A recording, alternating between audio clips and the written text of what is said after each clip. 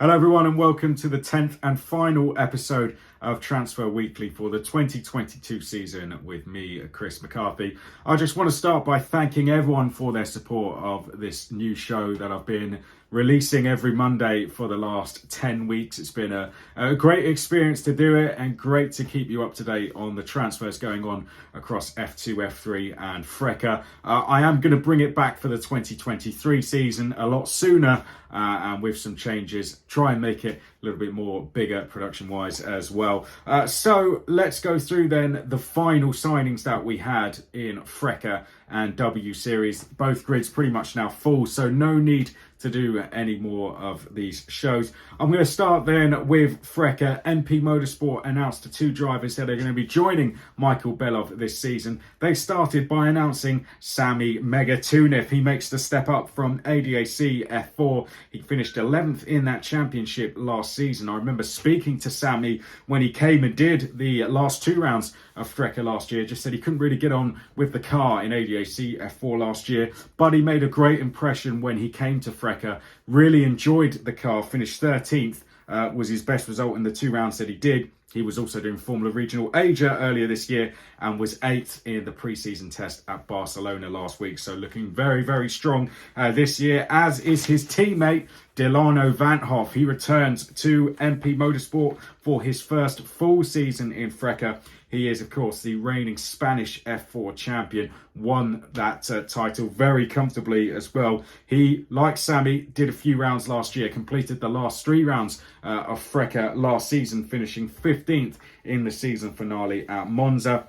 He also then raced at Formula Regional Asia, taking a pole position and a podium, and he was 24th at the test, but looked very strong, particularly on the last day. Let's move next then to FA Racing. They announced another driver and another rookie in the young Frenchman Victor Bernier, who makes the step up from ADAC F4. He finished 4th in that last season, taking a win and 4 podiums. He's been around in F4 for a while now. He's been doing it for the last 3 seasons. So he's very much ready for this. And throughout quite a lot of the two-day tests we had in Barcelona last week, he was often the lead rookie, looking very, very strong. He was 15th in the overall combined times across both days, but he's looking like a really strong contender actually to challenge for potentially the rookie title. From one Frenchman to another then, we're now going to move from FA Racing to Monolight Racing, who announced their final 2 drivers to join Pietro Armani. They started by announcing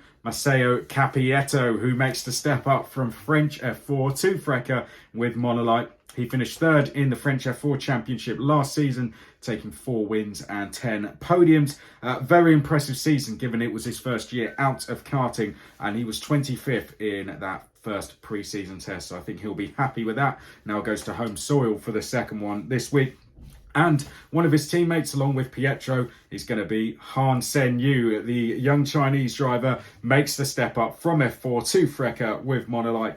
He did both the Italian and ADAC F4 championship last season, and he'll be flying the flag for Asian Motorsport. He'll be the only Asian driver currently signed up on the grid and made steady progress in that test. I remember meeting Han Sen-yu at the FIA Karting Championships in 2018, and he had at that time moved over with his family to Europe from China to focus on racing. So good to see that he's now stepping up to FRECA. Really nice young kid, and someone we're going to be seeing back in the championship this year with G4 Racing. They announced their 4th driver, and that is Belen Garcia. She once again will do a partial campaign in FRECA this year, along with competing in the W Series. She took a best result of 22nd in FRECA last year and was 10th overall in the W Series. So a good season ahead for her. I mean, our focus is going to be on W Series, but great to see she'll also be back to do some selected rounds in FRECA as well. Now, moving from FRECA to W Series, all drivers are now confirmed. 17 on the grid for this year. We talked through some of the others last week. We'll go through the remaining drivers who were announced last week. So the returning drivers, Marta Garcia, she was 12th last season, took a podium at Spa. Jessica Hawkins, 11th last season, of course, has ties with Aston Martin as well. Belen Garcia, who we just mentioned, she's back. 10th last season, and Bruno Tomaselli as well, the Brazilian, 15th last season. Now, there are going to be 5 rookies on the grid this year. They are Emily de Haas, who raced in Spanish F4 last year. Teresa Babachkova, who is my one to watch for W Series this year. She qualified on pole at the Rotax Grand Finals and became the first female driver ever to win a race at the event. Juju Noda is going to be the youngest ever driver to race in the championship at just 16. The young Japanese racer was out in the FRECA test as well. Chloe Chambers, she's going to be racing for Jenna Racing along with Jamie Chadwick. She raced in USF4 last year.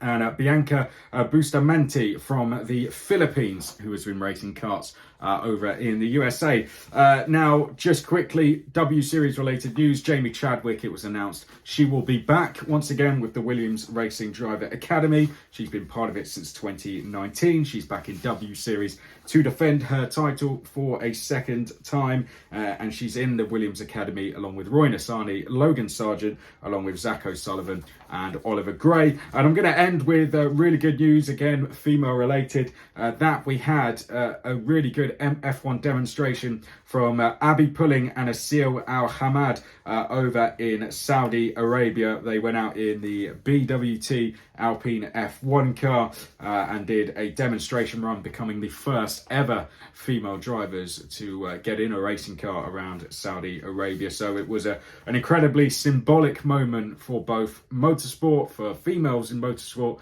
and for the country itself as well. So a great initiative there that was sparked by the Alpine. But that is it for Transfer Weekly. In terms of FRECA, 35 drivers signed up to do the series. There are 2 spaces left at Racing Performance Motorsport. Whether they will be filled, only time will tell. But for now, that is the grid's complete in F2, F3, FRECA and W Series. So that is Transfer Weekly complete. Thank you again for everyone who has tuned into these videos. I hope they have been entertaining and helpful for you to keep up to date with all the ongoings. As I said, it will be back for the 2023 season with videos starting this year. So give a like and subscribe to the channel. I will wrap up Transfer Weekly as a whole with a special FRECA episode on the week of the first race. So keep your eyes peeled for that, where I'll go through all the transfers in FRECA alone and turn it into a bit of a season preview. But for the episodes themselves, that is all. So for the last time, I've been Chris McCarthy. Thank you very much for watching Transfer Weekly.